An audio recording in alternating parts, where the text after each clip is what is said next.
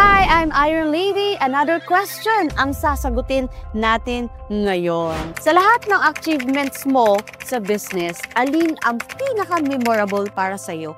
At bakit? One of memorable na achievement ko talaga is yung nag-share ako sa MOA Arena. Tinawagan ako ni Sir Arnel, one of the vice president ng company natin. Sabi niya, Ana, congrats kasi mag-share ka sa MOA Arena. Hala, ba't ako? Yun talaga yung unang question ko. Si Ku Empress, ba't ako yung in-invite mag-share sa MOA Arena? With 15,000 people, ipapashare ako, ikakwento ko daw paano na bago ng negosyo na to yung buhay ko. And sabi ko lang, sige, kasi alam ko naman na lahat ng nangyayari sa buhay natin may purpose. Sabi ko, siguro it's time na marinig ng maraming tao yung story natin at marami tayong ma-inspire. Alam mo, nung time na yun, andun ako sa stage. Kinakabahan ako.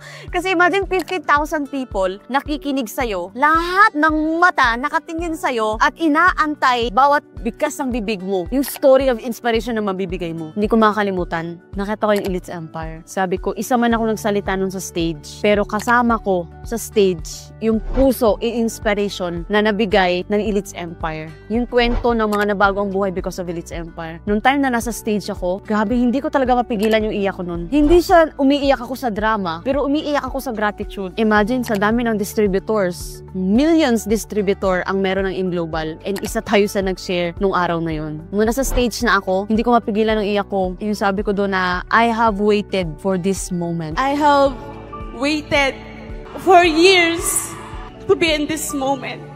Kasi inantay ko talaga yung moment. Ang dami nag-flashback. Yun talaga yung one of memorable na achievement. Sa dami ng achievement na nangyari, ito yung number 1 ko talaga. Yung nag-share ako sa maraming tao. I'm so grateful kasi yung mga experiences ko sa buhay, yun yung nakatulong sa akin kung sino man ako ngayon. At naging strong ako. At naging independent ako sa buhay. Pagtungtong ko pa lang sa Cebu wala akong inaasang ibang tao. To survive, kailangan kong gumalaw. Kailangan kong kumilos. Or else, wala akong makakain. Kailangan kong gawin yung negosyo araw-araw. Or else, uuwi akong walang resulta. Yun yung mga tumatakbo sa isip ko nung nagsishare ako sa MOA Arena. Grabe, grabe, grabe. Parang I'm speechless. Sabi ko, priceless yung moment na to. At while sinishare ko yung story ko doon sa stage, grabe, hindi ko talaga mapigilan umiyak nun. Kasi sino ba naman ako? Isang typical na estudyante, never been employed, walang experience sa pagtatrabaho, pero nagsishare sa harapan at nag-i-inspire ng maraming tao. Yun yung the best and memorable na achievement na nakuha ko. And I can't wait sa nanonood ng video na to, na story mo naman, kwento mo naman yung marinig,